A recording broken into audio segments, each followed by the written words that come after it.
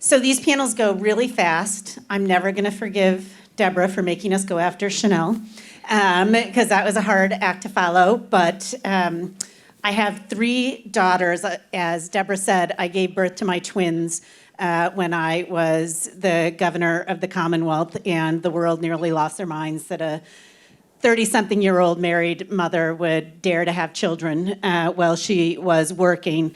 And I really veer between now in my life trying to impress them or embarrass them on Twitter. If you don't follow me on Twitter, you should. I'm hysterical. And half the time I am talking about the Red Sox. The other time I'm trying to embarrass my daughters. But one of my daughters, when I told her that Chanel was sitting at my table, nearly died. So you have made, I can go home now.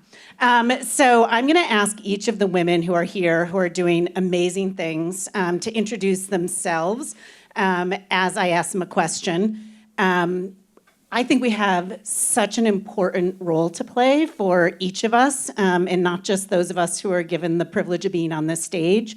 I think actually about what Ashley said about cause and effect, but those of us who are here in this room at this moment, as really the disruption that is happening has impacted women, and in particular, young women, working mothers so dramatically.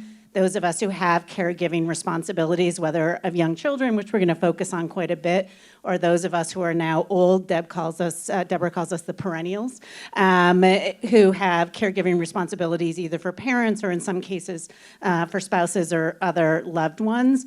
To think about how this disruption that many of us have worked for decades to make sure the systems that are in place for women to want to achieve, give you the opportunity to be successful, may be disrupted and not be returned in a way that allows women to be successful. So with that, I actually prepared for this panel, which is so out of character for me. So I have to put on my reading glasses, but I am thrilled to have such esteemed panelists. Amy Henderson, who is the leader in the mission of TendLab, which she runs, is to create, which is consistent with my theme, which is great, a better future for working parents through research, education, community, and collective action. So after what Ashley from Cambium said about cause and effect, what we have all discussed about what kind of collective action should everyone here be taking. Can you share with all of these very powerful women here how they might put that concept into action? Yeah, great. Also, you didn't expect that question, did you? No, I did. I'm ready for you. I'm ready. So to go back to what Chanel said, I think there is such power in recognizing that we're not alone and to putting ourselves into context. And I started TendLab. I'm a movement builder by background, and I started TendLab because I'm a middle-class white woman with extreme privilege, and I couldn't figure out how to work and be a parent at the same time. And at first, I thought it was just me and my unique shortcomings and the bad decisions I'd made. And then I started, when I was out on maternity leave with my 3rd kid, I started calling up the working moms I most admired to say, is it me? Am I the fuck up here? And what I discovered is that I wasn't alone, that every single working mother I called, no matter how professionally accomplished she was, how successful she looked on the outside, was regularly failing or felt like they were either at work or at home or both. And once we had that reckoning conversation and we're honest with each other about it, and we shared those stories, and I know anyone who's a working parent here has those stories, then we could, this other conversation opened up, which was this awareness that we were forging ourselves, that we were gaining something and earning something by virtue of being a working mother that possibly nothing else could give us. And it was that second thing that made me realize that I wanted to leave the work I was doing and focus on this. And that led to me starting a business called TendLab that has been consulting inside companies to optimize the workplace for the last 6 years. But pretty early on in running TendLab, I faced really significant challenges. 6 years ago, people did not care about parents in the workplace. It was not something, you know, you'd go to the DEI team and they'd be like, nope, we care about women and folks of color, which is critical. You'd go to the senior leaders, they'd be like, no, we don't really care about that.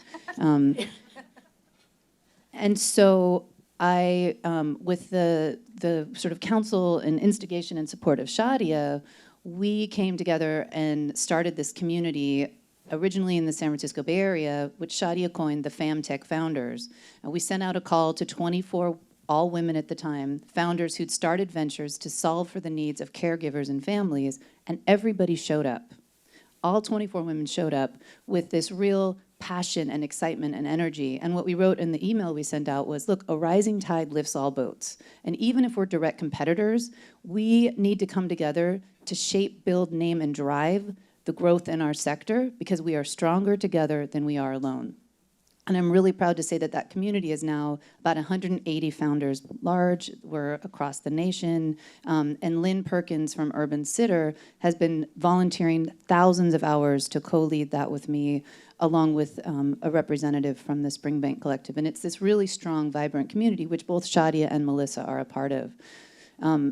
On the other side, my work inside companies, what we've been doing, a lot of what we've been doing, especially since COVID, is helping groups to mobilize inside the workplace, helping parent ERGs, helping advocacy groups to come together, because like Chanel said, it's so much easier to advocate when you're a part of a group and it's not just for yourself than it is when you're alone. And so when we were preparing for this, Jane said, what would you tell women in this at this luncheon about what they can do?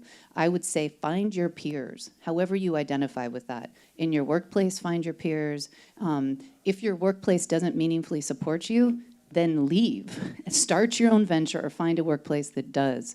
And find a peer group, people who allow you to feel seen and heard in all of your shame and in all of your greatness, because they're really closely tied. That's one thing I've learned. And thank you for Chanel for representing that in such a beautiful way today. That our magic and our gifts often lie in the places where we're most afraid to look, and that we are capable of doing that to a much greater degree when we work together. Thank you.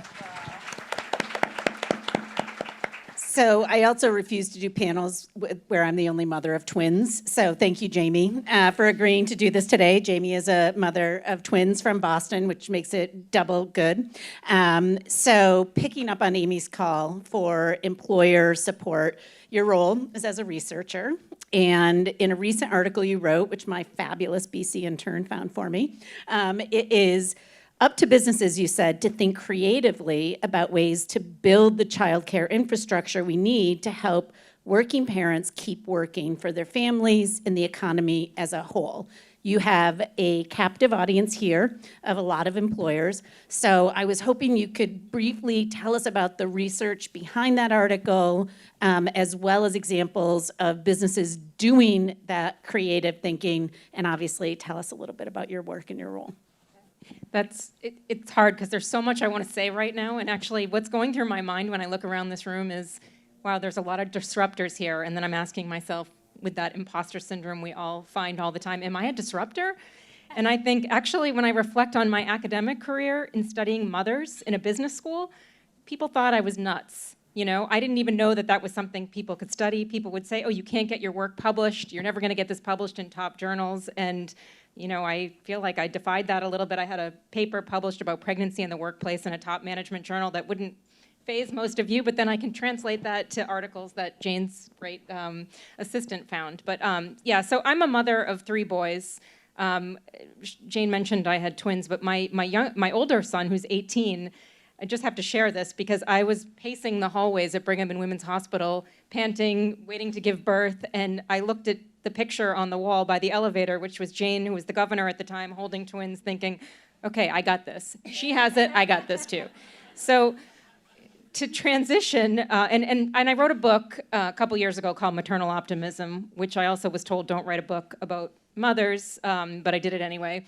And it's all about the different transitions that working mothers go through, from thinking about having a baby through all the different milestones that we face, and how to have a career at the same time, and making career changes. And I'm sure there's been people in this room that have made a ton of career changes. And I called the book Maternal Optimism because I wanted there to be a positive story that came out of this, because we often hear misery. I know I'm supposed to talk about my data. It's not good data. It's not good data because the numbers are not good, right? Like more than a quarter of working mothers either dropped out of the workforce or had to significantly reduce their hours during the pandemic. Yes, the numbers are getting, women are getting back into the workforce, but that's really hard, to re-enter back after taking a break. The childcare situation is dire in this country, and so we need to keep having these conversations. Here's the silver lining, and here's where my optimism comes into play. In fact, I've talked to some employers here, who are doing great things to help support working mothers, right? They're giving childcare credits to their employees. They're helping with co-location spaces and bringing on-site childcare into the workplace. That was not something that was heard of, many years ago. These were not things that people cared about. Like Amy said, people are starting to care. People are taking a look. There's a huge brain drain going on in organizations. No organization wants to lose the incredible talent that is around this room and beyond this room of women that make up more than 50% of our workforce. So we've got to celebrate that companies are doing a lot of good stuff. There's more that needs to happen. More companies need to do it. My own employer in particular, we all need to step up and we all need to advocate. And actually, Chanel, your message is not one of necessarily business advocacy, but we need to be allies for each other. We need men in the room to also have these conversations and support us and be advocates and stand behind all these programs and policies that really help, all working parents. It's not just a working mother issue. It's an issue for all parents. Thank you. Next, I'm going to go to Shadiah. If you don't know how to spell her name, if this was streaming, I would actually do the 10-point landing stick because I wanted to be Nadia Comaneci when I was young. Clearly, that was not going to be me, but Shadiah very nicely told me, Shadiah like Nadia. None of you know what I'm talking about because you're too young, except for the perennials. But we did just have the Olympics. So, Shadiah also, for those of you in California, is going to also be the governor of California, and I am going to run her campaign after she makes her next $1 billion. 100%. So we have to do that too. So your approach to the role of employers, similarly focused, right, on how the employer can make a difference, but it's as this is the only way you can make $1 billion is with a tech company, right? Is as a CEO of a tech company. And you also found optimism in the pandemic and its impact on families in an article that I'm going to say I saw, but as we know, my intern, Grace, found it. You said if there's any silver lining in this massive childcare crisis, it's that policymakers, which you're about to be one, and the business community are investing in our families more than ever in the history of this country. So tell us, besides your future as governor of California, what drives your optimism? Well, mostly I'd like to talk about my campaign. Thanks so much. So I am naturally optimistic as an entrepreneur, but I think my optimism is merited by the trend and the evidence. So let me start at the beginning. I am a serial tech entrepreneur. I am actually a first generation Mexican American, many identifiers. So I'm very, very proud, though, also to be a multiple time tech entrepreneur. And I had my first child. I became a mother when I was building a $1 billion company called Honeybook. At the time, we were just 30 people. And I was the first founder, executive employee to become pregnant. So I had to go out and to my maternity leave, having designed it for myself, but not only for myself, but for globally for the entire company. In fact, not just the United States, but for folks that we employed across the U.S. And so I knew that whatever I did wasn't just for me, it was for, this was gonna last years, if not decades.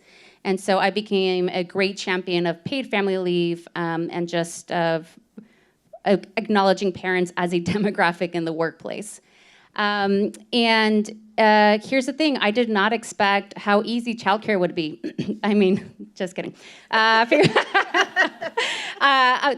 Nothing prepared me for the absolute circus, the logistical circus that is finding and looking for childcare in my return to work, right? I called 20 places and left voicemails, and I prayed to God that I would find an open spot.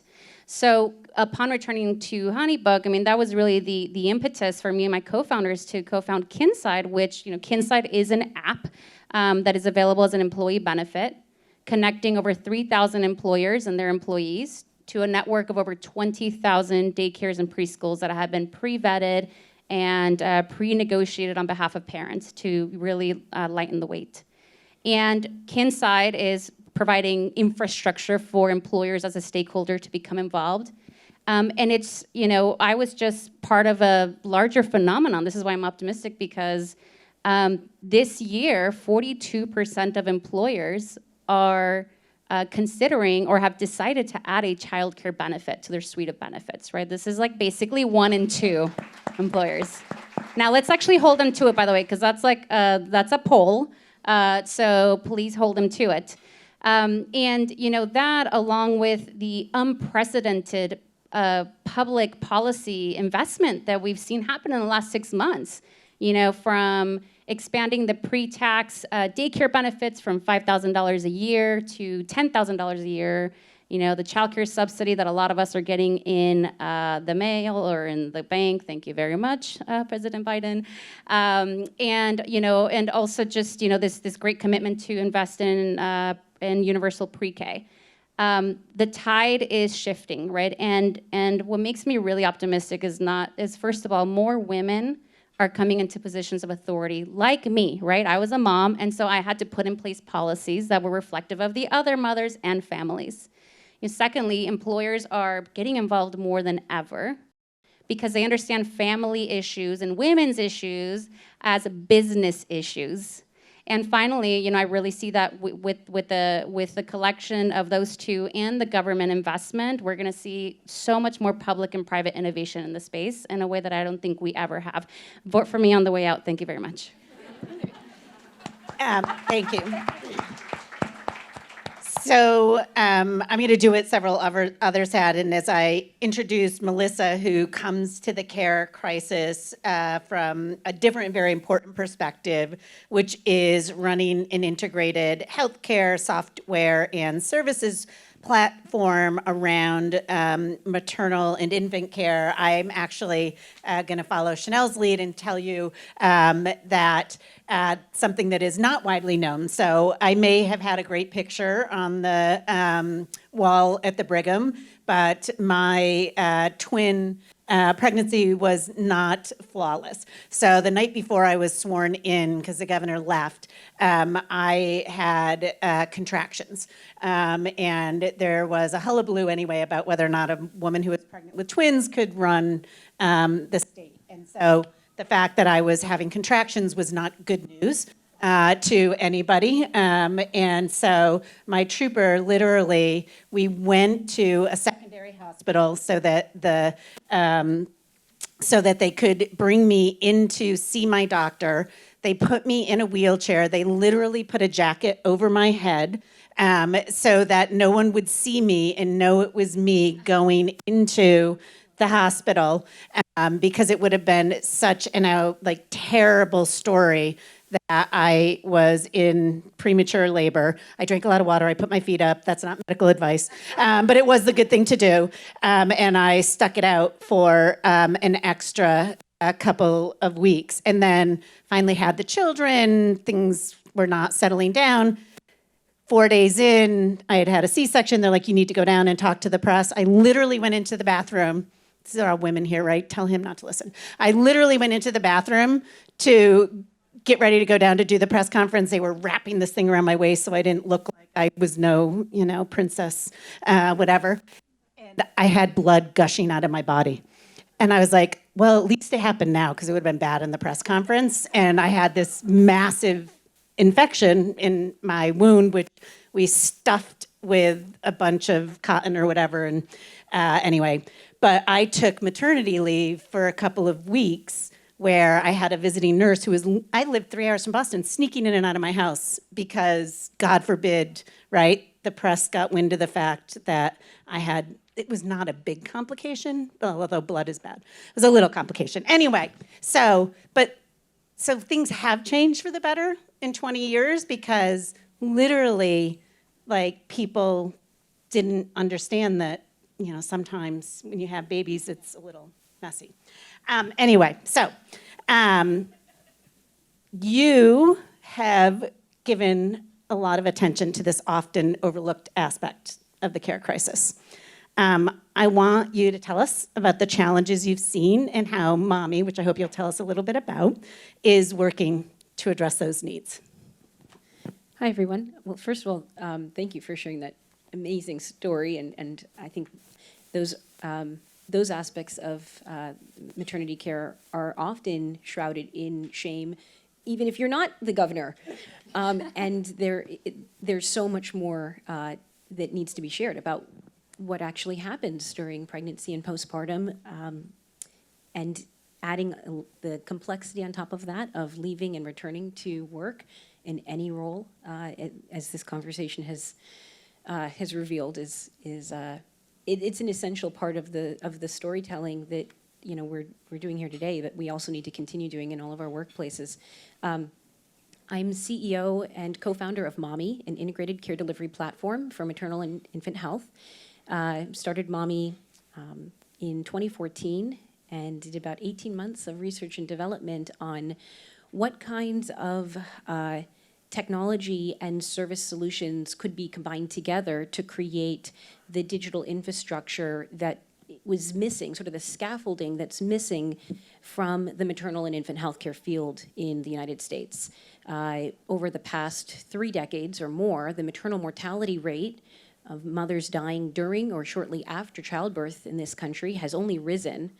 Infant mortality rate has risen as well, although we've done some good work on mitigating that and reducing the infant mortality risk in this country.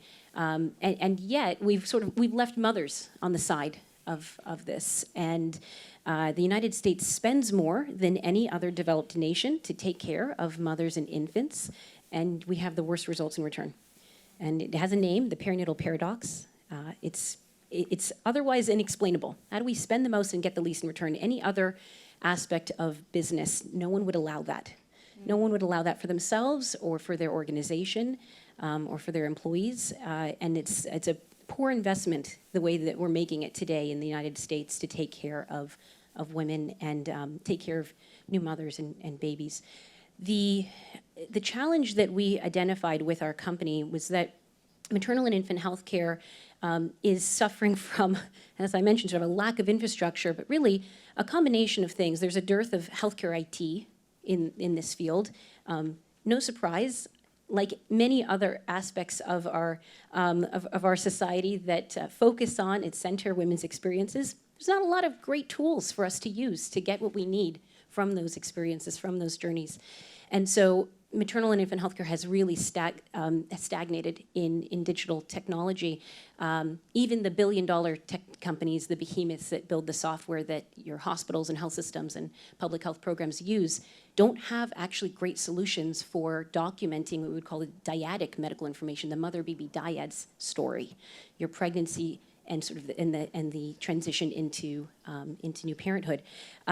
This morning, I spoke with the leader of a very large public health system, one of the top 10 in the country, who said, yeah, the only challenge right now is just we've got all this healthcare information engines and EHR connectivity, but the flow sheets, basically the record of your pregnancy and your delivery, the OBGYN flow sheets, they don't go into the system, really. All of the other data from all the other parts of this health system, anyone who comes into this system for care goes into the basically the superhighway that allows for information to flow freely and be shared amongst your providers that are working with you, except for your OBGYN data.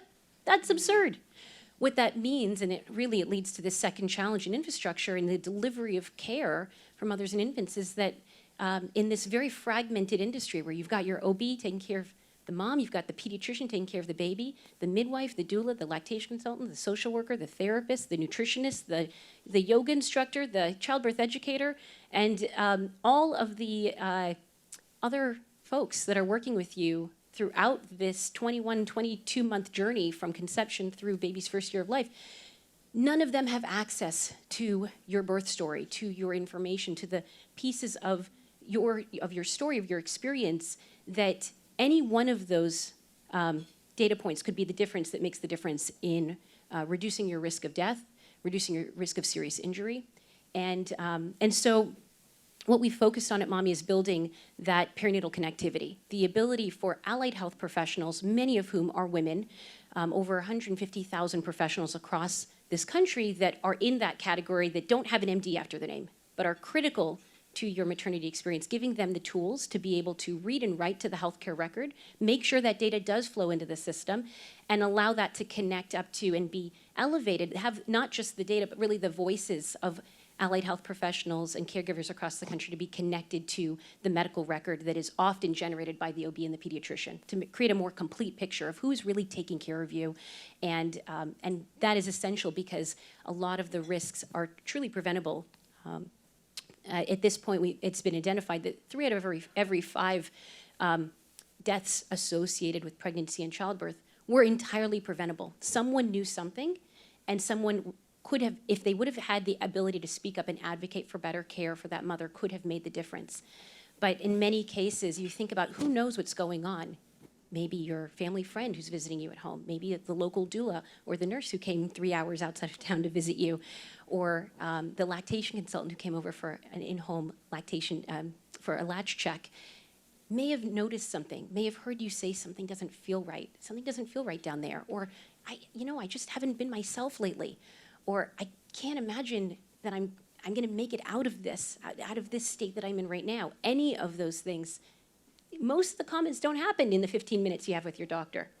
And so it's very important that we think holistically about all of the people that are caring for mothers and infants and how to really to resolve the crisis in this country of mothers and infants dying and the serious morbidity, the injuries that happen that could have been prevented, that we elevate the voices of all the folks who are really taking care of women in this country. Most of whom are also women. So it really reframes, I think, the nature of caregiving in this country, that we're caring for each other, and we need those voices to be elevated. Thank you. So I knew this would go fast. I think there's been actually a theme throughout the day, right? Those of us with agency, with voice, with power, whether it's as a author, a tech entrepreneur, convener, and organizer, we all have a responsibility to figure out, we'll figure out how to get the resources that we need. How do we convert that into systems level change? And all of the women here, which again, I have so many things to be grateful to Deb Quazzo in this conference for, but it's been a true privilege to get to know these women and to moderate this panel. But my mother's a Catholic school teacher, and I can be really harsh, so I'm gonna keep you to our lightning round. You're gonna have like 30 seconds to give a very brief answer within that challenge, and I hope all of you will think about this as well, right? So we have resources, we have support, we're solutions oriented. If there's one positive thing that you could do to change policy, to change one thing to help address the care crisis or the loss of women's power and participation in the workforce, what would that be? And I'm gonna change the order up a little bit because I hate it when everybody always goes in the same order. So Shadiah, Rhymeslith, Nadia. So I would compel everyone to. There's so many policies. I really want to see paid family leave become a reality. Federal paid family leave become a reality, and family leave doesn't just mean new parents. It means folks who are taking care of themselves or other family members, including babies, spouses, or their parents and elder folks. And I really think that is the I even put that before universal preschool. Yep. But I'll vote for that. All right, we have it in Massachusetts now. Melissa. The policy that I'd like to see put in place is standardizing the very many allied health services that have been repeatedly expressed to be essential to and really the optimal maternity experience, providing standardized childbirth education and support, and creating an experience where everyone gets access to a doula, a midwife, a lactation consultant, therapy. Mental health is an essential aspect of the care experience for maternity, and yet it's not a covered benefit everywhere, and it starts with the 1 out of every 2 babies born in this country into a Medicaid plan. Basically, we need to start with Medicaid covering more and more of what is essential to maternity care. Everyone else will follow suit. A governor can change that. Amy? So I would do what the Nordic countries have done, and I would build a coalition. I'm all about bringing people together. I would build a coalition of all different stakeholders. I would bring the entrepreneurs, I would bring the public sector, I would bring celebrities, I would bring anyone who had any power within our cultural framework to come together and say, how can we solve for this crisis of the exodus of women from the workplace? We had no care infrastructure before COVID, and now it's decimated. How can we get on par with the rest of the developed world and build a care infrastructure in our nation that not only supports women in staying in the workplace, but doing what the Nordic countries did and making it so that men see their opportunity to show up for fatherhood and for caregiving more broadly, not as a duty, but as a right. Because that is what allows all women, not just mothers, to rise into leadership positions. You have the mother of twins banner to hold high here, Jamie, so. One thing that's really pissed me off about this country is that women, I heard this once, someone said this, yo-yo, we're on our own, right? Mothers are on our own, to have to deal with all these issues. So I agree with what everybody said in terms of policies, and I'll let the policymakers take care of that. But there's one other thing that needs to happen. There's a huge bias for a lot of working mothers. There's a bias for them working. There's a bias if they take flexibility or alternative work arrangements. We need to normalize that. That should be the norm. Now we have an opportunity in a current continuing COVID, post-COVID world for everybody to make remote work a thing that happens, or alternative work arrangements, flexibility. Everybody should be on board with that. It's not just a mother's thing, it's an everybody's thing. We all have our shit in life, excuse my language, twins or no twins, and these things, we all need support. So it's just sharing in that bias, and then the bias goes away. Us Boston gals basically leave it on the line. Thank you all so much, and thank you for this event.